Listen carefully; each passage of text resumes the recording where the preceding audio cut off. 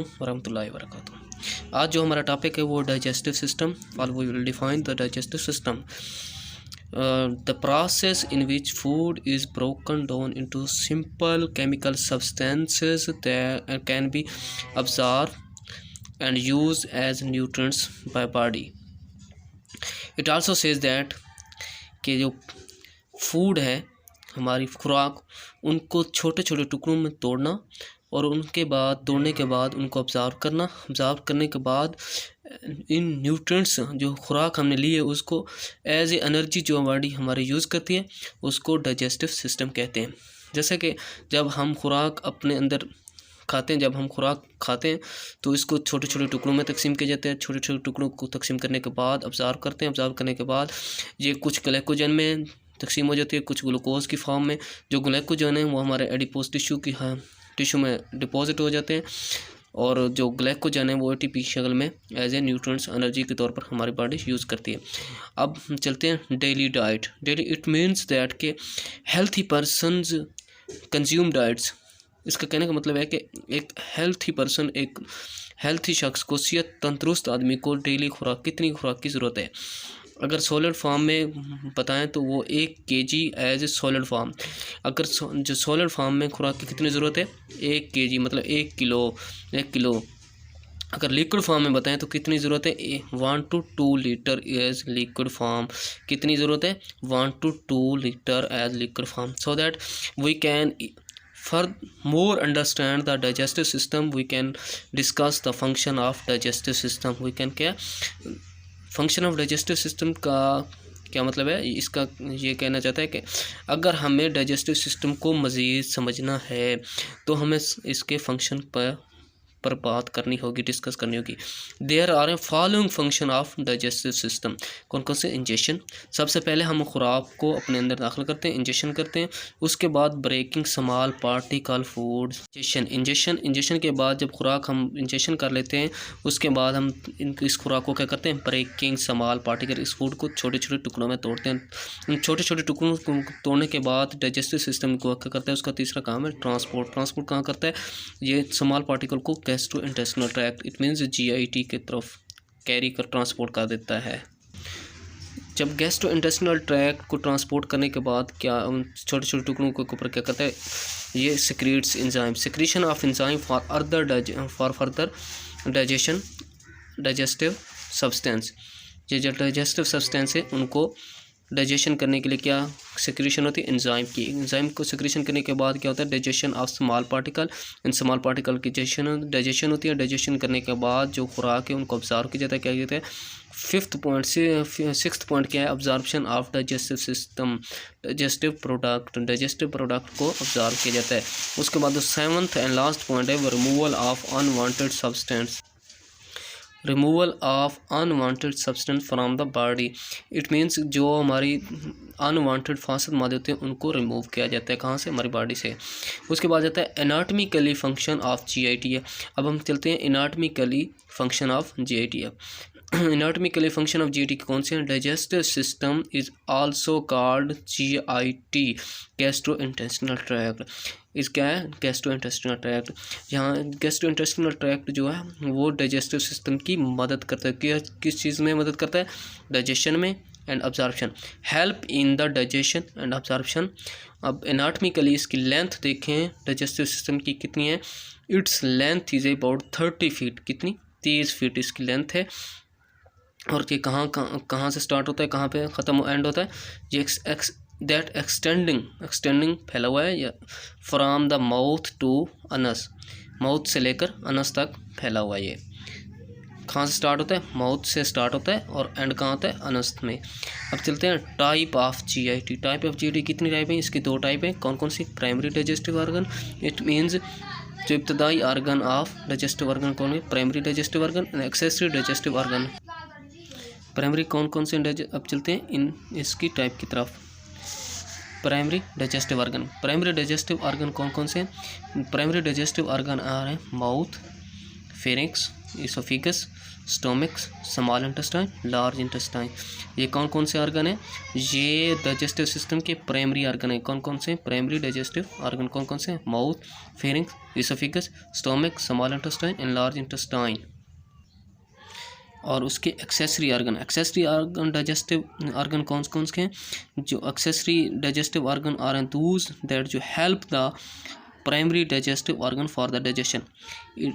इनका क्या काम है? इनका काम यह है कि जो प्राइमरी डाइजेस्टिव ऑर्गन है उनकी मदद करते हैं किस चीज़ में? डाइजेशन में, खुराक की तोड़ फोड़ और ऑब्जॉर्ब और यूटिलाइज एज एनर्जी में। कौन कौन से हैं accessory digestive organ? Teeth, tongue, salivary gland, exocrine part of the pancreas, liver और उसके बाद गॉल ब्लैडर। अब हम इनको प्राइमरी डाइजेस्टिव ऑर्गन और एक्सेसरी डाइजेस्टिव ऑर्गन को एज ए फिगर एक्सप्लेन करें। इसकी फिगर में कौन कौन से प्राइमरी डाइजेस्टिव ऑर्गन है? माउथ के बाद कौन से हैं? इधर यहाँ पे फेरिंक्स होता है, फेरिंक्स, इसोफिगस के बाद स्टोमिक बाद स्मॉल इंटेस्टाइन के बाद लार्ज इंटेस्टाइन। कौन कौन से प्राइमरी डाइजेस्टिव ऑर्गन है? माउथ के बाद यहाँ पे फेरिंक्स होता है, फेरिंक्स, उसके बाद इसोफिगस के बाद स्टोमिक के बाद स्मॉल इंटेस्टाइन के बाद लार्ज इंटेस्टाइन। अब चलते हैं इसके एक्सेसरी ऑर्गन जो इनकी प्राइमरी डाइजेस्टिव ऑर्गन की हेल्प करते हैं वो कौन कौन से हैं? एक्सेसरी डाइजेस्टिव ऑर्गन, माउथ के अंदर टीथ होते हैं, टीथ, उसके बाद टंग जो rolling of the food help करते हैं रोलिंग ऑफ फूड में, उसके बाद सलेवरी ग्लैंड ये है पैराटाइड ग्लैंड, उसके बाद है मैक्सिलरी ग्लैंड, सब मैक्सिलरी ग्लैंड, उसके बाद है सब लिंगुअल ग्लैंड, ये सलेवरी ग्लैंड जो present in the mouth. Third point पे कौन सा इसका हेल्प करता है प्राइमरी डाइजेस्टिव ऑर्गन? पेंक्रियाज जो स्टोमक के नीचे मौजूद है, उसके बाद है लीवर जो स्टोमक के साइड राइट साइड पे मौजूद है, उसके बाद है गॉल ब्लैडर जो स्टोमक के साथ अटैच है। ये ऑर्गन क्या करते हैं? ये कौन से ऑर्गन है? Accessory digestive organ that help in the digestion of primary digestive organ. Wall of GIT, there are 4 walls of GIT। It means जो कौन सी कितनी टाइप की वॉल हैं GIT की? 4 किस्म की। कौन कौन सी? Mucous layer, sub mucous layer, muscular layer, serous और या फेब्रस लेयर। कौन कौन सी? Muscular layer, sub mucous layer, muscular layer and serous layer. अब हम इनको बयान करेंगे 1 by 1 point A, point B, point C, point D। Point A में कौन से? म्यूकस लेयर, और पॉइंट B में कौन सी है? सब म्यूकस लेयर, और पॉइंट C में कौन सी है? मस्कुलर लेयर, पॉइंट D में कौन सी है? Serous layer, it also called fibrous layer. अब सबसे पहले first of all we explain the mucous layer. Mucous layer में क्या क्या होता है? ये कहाँ पे मौजूद होती है? It is the inner most layer of the GIT। ये कहाँ पे मौजूद है? ये GIT गैस्ट्रोइंटेस्टिनल के सबसे अंदरूनी जो वाल है वहाँ पे जो लेयर होती है उसको क्या कहते हैं? Mucous layer. ये इसका दूसरा नाम है GIM। It means gastrointestinal membrane और या म्यूकस मेम्ब्रेन। उसके बाद इनको किन चीज़ का फेस करना पड़ता है? म्यूकस लेयर को face the cavity of GIT, gastrointestinal tract की कैविटी का फेस करना पड़ता है। उसके बाद है थर्ड पॉइंट है ये divided further structurally three layers में।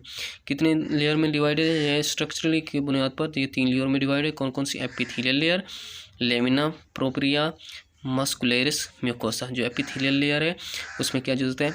ये एपिथेलियल में cuboidal and simple and columnar layer मौजूद होती हैं जो GIT की लेयर में हेल्प करती है म्यूकस लेयर में। उसके बाद आता है लेमिना प्रोप्रिया, इसमें fibroblast, elastic and connective tissue वगैरह मौजूद होते हैं। और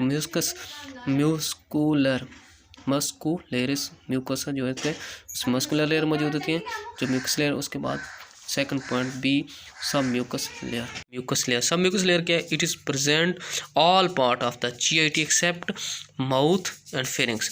इसका कहने का मतलब है GIT के जितने हिस्से हैं, माउथ है, फेरिंक्स है, स्टोमिक है, स्मॉल इंटेस्टाइन है, लार्ज इंटेस्टाइन है, इन सब में म्यूकस लेयर प्रेजेंट है। बट इन 2 चीज़ों में प्रेजेंट नहीं है, माउथ और फेरिंक्स। इन 2 के अलावा जितने GIT के पार्ट हैं उनमें सब म्यूकस लेयर मौजूद है। उसके बाद है loose, third point is loose collagen fibre, elastic reticular a fiber and some connective tissue. It says that कि some mucus layer किस चीज़ की बनी हुई है, some mucus layer collagen fiber contain elastic fiber, loose reticular fiber and some connective tissue, but it also contain blood vessel, lymphatic vessel and nerve plexus. Third point C muscular layer क्या है, it is present, ये कहाँ पे मौजूद होती है, lips, cheeks and wall of pharynx. कहाँ 3 जगहों पे मौजूद होती है। लिप्स जो हमारे मुंह के होंठ है, होंठ्स पे होती है, चीक्स माउथ के galls, wall of the pharynx जो माउथ के नीचे। उसके बाद आता है दैट स्केलेटल मसल फाइबर्स, ये किन चीज़ों के बने होते हैं, lips, cheeks, wall of pharynx, ये स्केलेटल मसल ऑफ फाइबर के बने होते हैं। उसके बाद बट लेकिन ईसोफिगस कंटेन स्केलेटल मसल, जो ईसोफिगस है, जीआईटी का ईसोफिगस है वो किन चीज़ का बना होता है, skeletal muscle and smooth muscle, दोनों चीज़ों का। बट स्टोमिक हैज रखता है स्मूथ मसल, स्टोमिक की कौन सी चीज़ें रखते हैं, स्मूथ मसल, उसमें सिर्फ स्मूथ मसल होते हैं। और lips, cheeks and wall of pharynx में कौन सी जगह होती है, सिर्फ skeletal muscle, only skeletal muscle present. और ईसोफिगस में both type of skeletal and smooth muscle, but stomach में कौन स्मूथ मसल्स। हमारा fourth and last point of the wall of GIT is a serous layer. It is also called fibrous layer. No, it is outermost layer of GIT. It means जो gastrointestinal की सबसे बैरूनी वाल है वो किस चीज़ की बनी हुई है, serous layer. So that it is also present outermost layer of GIT। Serous layer कहाँ पे मौजूद होती है, GIT के सबसे बैरूनी वाल पर। So it is also called serous membrane. इसको दूसरा नाम क्या कहते हैं, सीरस लेयर को दूसरा नाम क्या कहते हैं, सिरोसा मेम्ब्रेन। इसका दूसरा नाम है serosa membrane. What is the second name of serous layer, serosa membrane. So it is made up of connective tissue and meso epithelial cell. ये किन दो चीज़ों से सीरस लेयर मिलकर बनी हुई है, दो चीज़ों, कनेक्टिव टिश्यू से एंड मीजो एपिथेलियल सेल। अब ये कहाँ पे मौजूद होती है, GIT के कौन से हिस्सों में मौजूद होती है, stomach, small and large intestine. GIT के जितने पार्ट हैं उनमें से कौन से 3 हिस्से हैं जहाँ पे मौजूद होती है, stomach, small intestine and large intestine. Sometime its other name is serous layer का दूसरा नेम क्या है, fibrous layer. So that is also fibrosa membrane. ये कहाँ पे मौजूद होता है, ईसोफिगस एंड फेरिंक्स। उम्मीद करता हूँ आप लोगों को ये वीडियो अच्छी लगी होगी। अगर आपको कोई इस बात की समझ नहीं आई तो आप मुझसे कमेंट में पूछ सकते हैं। वीडियो देखने के लिए शुक्रिया।